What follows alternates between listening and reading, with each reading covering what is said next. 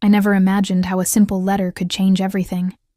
It had been hiding in the back of my kitchen drawer for months, tucked between recipe cards and forgotten warranties. A cream-colored envelope with my mother's name written in a hand I didn't recognize. The morning I finally opened it was unremarkable.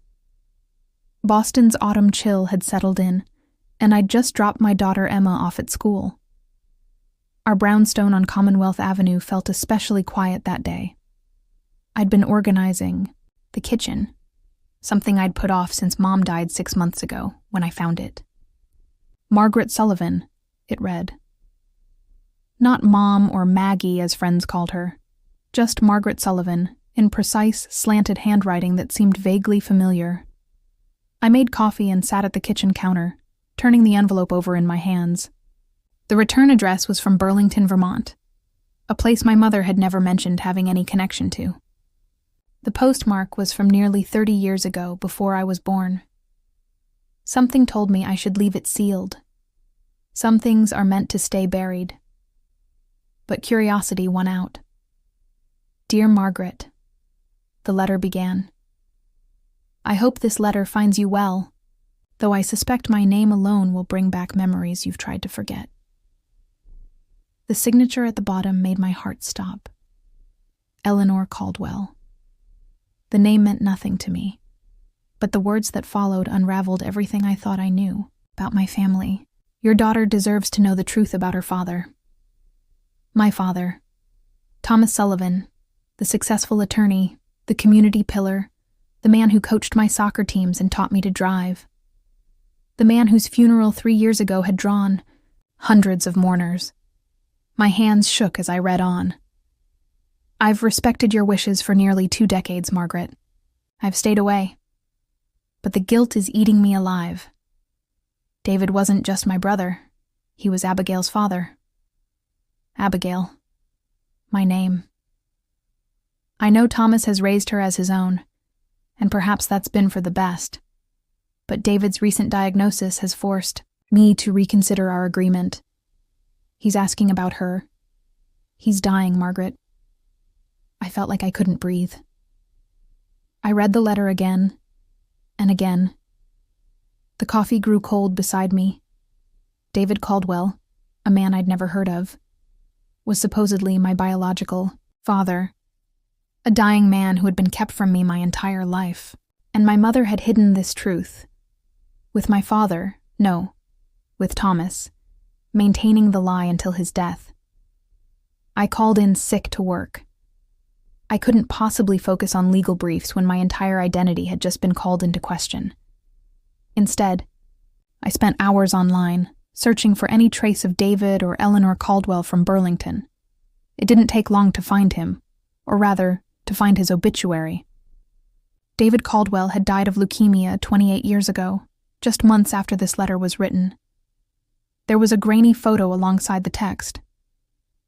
I stared at it, searching for any resemblance, any confirmation that this stranger's blood ran through my veins.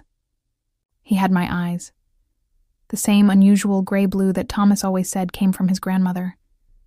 The obituary mentioned a sister, Eleanor, who still lived in Burlington, and a wife, Catherine, who had preceded him in death. No children were listed. No children, because I, his only child, had been erased from his story, just as he had been erased from mine.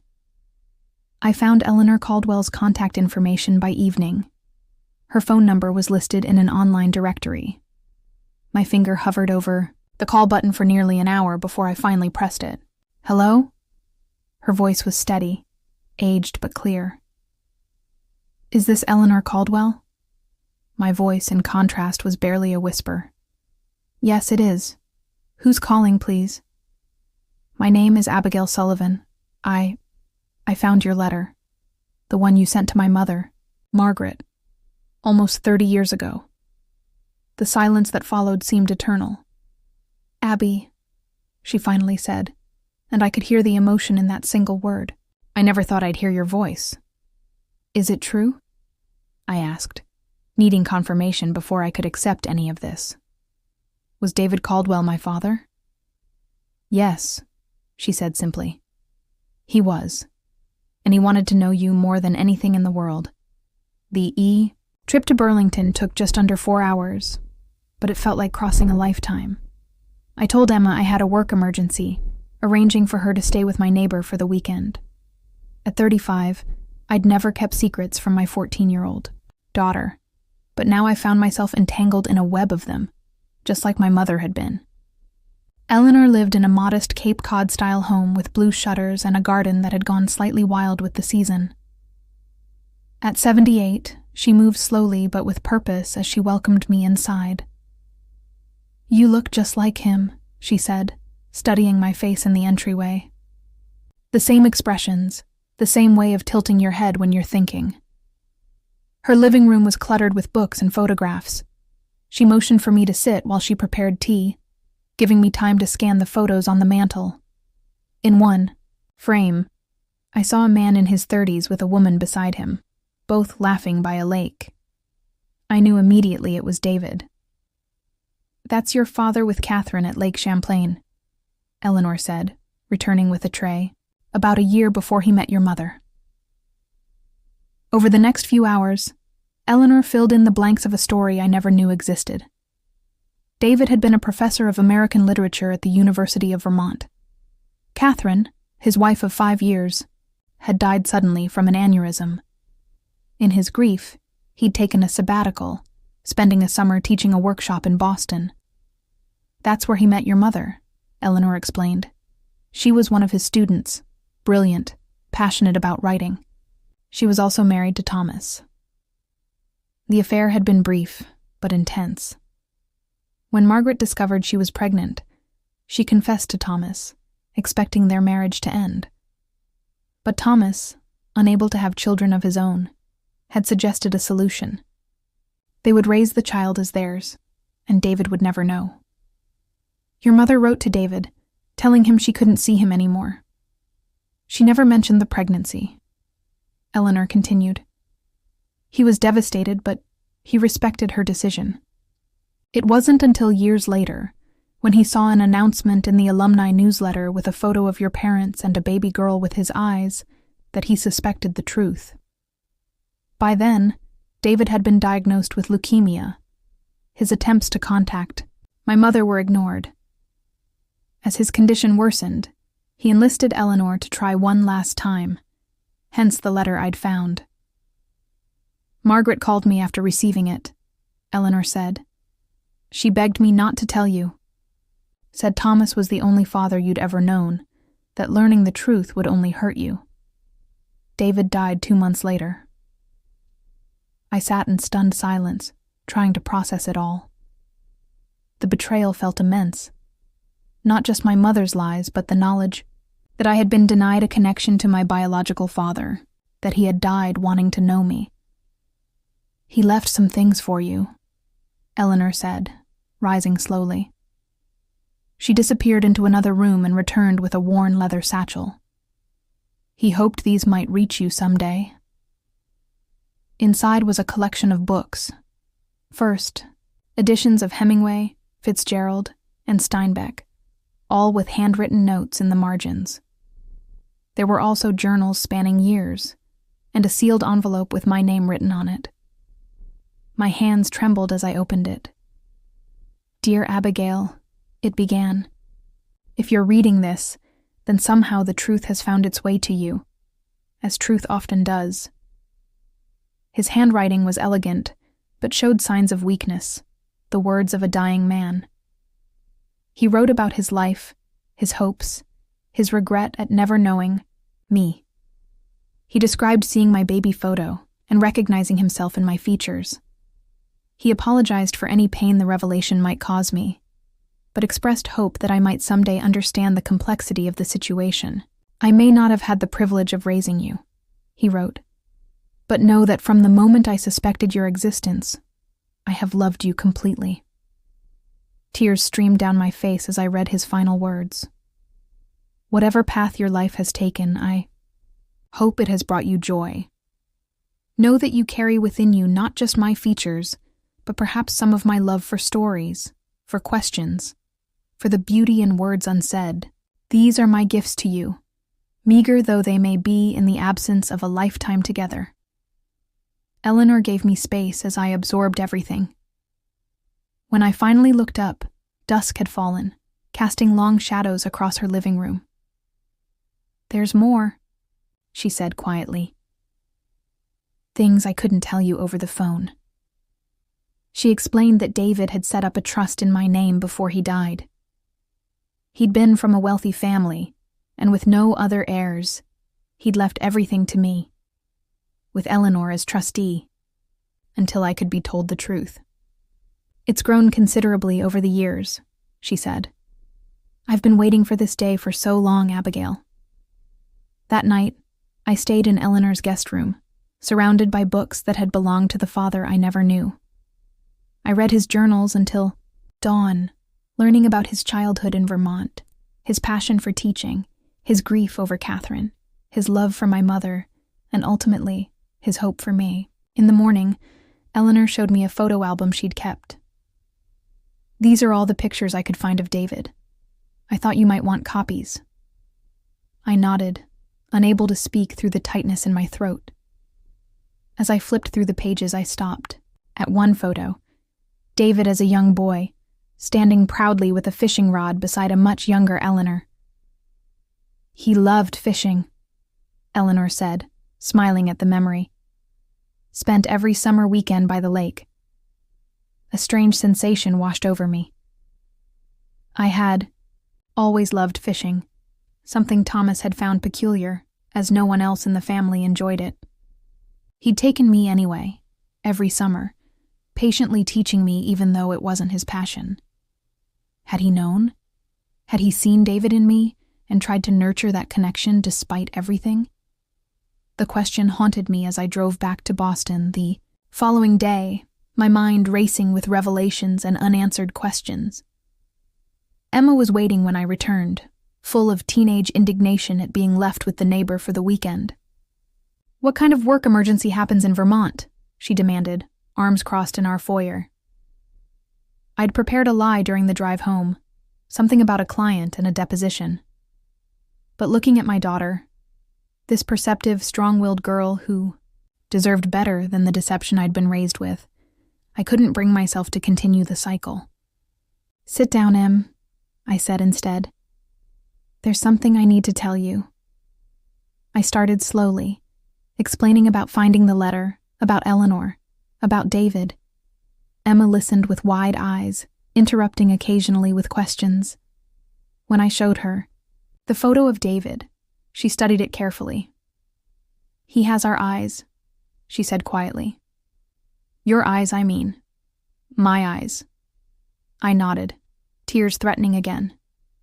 "He does." "So Grandpa Thomas wasn't really your dad?" she asked, struggling to reconcile this new information with the grandfather she'd adored. "Biologically, no. But in every way that matters, he was," I said, realizing as I spoke that it was true. Thomas had chosen to be my father, had loved me as his own despite knowing the truth. There was something profound in that choice. "I want to know more," Emma declared, "about David, about this whole other side of our family. We will," I promised. Together. The following weeks were a blur of discovery. I took a leave of absence from the law firm where I'd worked since graduation, using the time to sort through the inheritance Eleanor had managed for nearly 3 decades. The trust David established had indeed grown substantial, enough to fundamentally change our financial situation if I chose to access it. More valuable than the money, though, were the connections I began to form. Eleanor introduced me to cousins I never knew existed, to friends of David's who shared stories of the man I'd never had the chance to meet. I learned that my love of literature, which had nearly led me to pursue a PhD before law school beckoned, likely came from him. That my tendency to get lost in thought mid-conversation was a trait we shared. Through it all, questions about my mother and Thomas lingered. Why had they kept this secret for so long? Had Thomas truly been at peace with raising another man's child? Or had resentment colored our relationship in ways I'd never recognized? I needed answers that only one person could provide. My mother's sister, Aunt Claire, lived in a retirement community outside of Providence. We'd never been particularly close. She and my mother had drifted apart years ago for reasons I'd never fully understood. Now I wondered if this secret had been at the heart of their estrangement. She seemed unsurprised when I arrived unannounced at her door. "I always knew this day would come," she said, ushering me inside. "Margaret should have told you years ago." Claire confirmed what Eleanor had shared, but added crucial context. Thomas had indeed known from the beginning, had even encouraged my mother to keep the baby, me, when she'd considered other options. "Your father, Thomas, couldn't have children," Claire explained. "They'd tried for years, had gone through treatments, had given up hope. When Margaret got pregnant with David's child, Thomas saw it as their miracle. He genuinely wanted you, Abigail. But why keep the truth from me my entire life?" I asked, the hurt still raw. "Even after both of them were gone?" Claire sighed. "They convinced themselves it was for your protection. The older you got, the harder it seemed to tell you. And Thomas, he was terrified of losing you, afraid that if you knew, you'd see him differently." "I would have understood," I insisted, though I wasn't entirely sure that was true. Would I have understood as a child? As a teenager? "Perhaps," Claire said gently. "But fear rarely listens to reason. And they did love you, Abby. Completely." Before I left, Claire gave me a box she'd kept since my mother's death. Letters between my parents during a period when Thomas had been working in Washington, D.C., leaving my mother alone in Boston during her pregnancy. Those letters revealed a complex truth. Thomas had struggled with the situation more than Claire had let on. There had been anger, jealousy, even brief periods of separation. But there had also been a deep, abiding love, both for my mother and for the unborn child they both chose to protect. "I find myself thinking of her as ours," Thomas had written in one letter. "Not just yours, not his, but ours. The child we've wanted for so long." Reading his words brought a measure of peace. The man who had raised me, who had taught me to ride a bike and helped me with homework, and walked me down the aisle, had chosen fatherhood despite the painful circumstances. That choice reflected a kind of love I was only now beginning to fully appreciate. On a crisp November day, almost 3 months after finding Eleanor's letter, I stood at my parents' grave with a bouquet of lilies, my mother's favorite. Emma waited in the car, giving me privacy for what I needed to do. "I know the truth now," I said softly to the granite stone bearing both their names. "I understand why you kept it from me, even if I wish you hadn't." The wind rustled through nearby trees, sending a shower of red and gold leaves spiraling down around me. "I'm angry," I continued, "and I'm hurt. But I'm also grateful. Thomas, Dad, you chose me. And Mom, you protected me the only way you knew how." I placed the lilies carefully against the headstone. Our family's legacy isn't perfect. It's complicated, and messy, and full of mistakes. But it's also full of love. The kind that transcends biology, that forgives, that endures. As I walked back to the car where Emma waited, I felt something shift inside me. A weight lifting, a wound beginning to heal. The truth had indeed unraveled our family's legacy, exposing secrets long buried. But in their place, a new understanding was taking root, one based not on perfect people, but on the complicated, beautiful reality of the choices we make for those we love. I opened the car door and smiled at my daughter. "Ready to go meet your great-aunt Eleanor this Thanksgiving?" Emma nodded, returning my smile. "Ready." Our legacy wasn't ending. It was just beginning to be rewritten.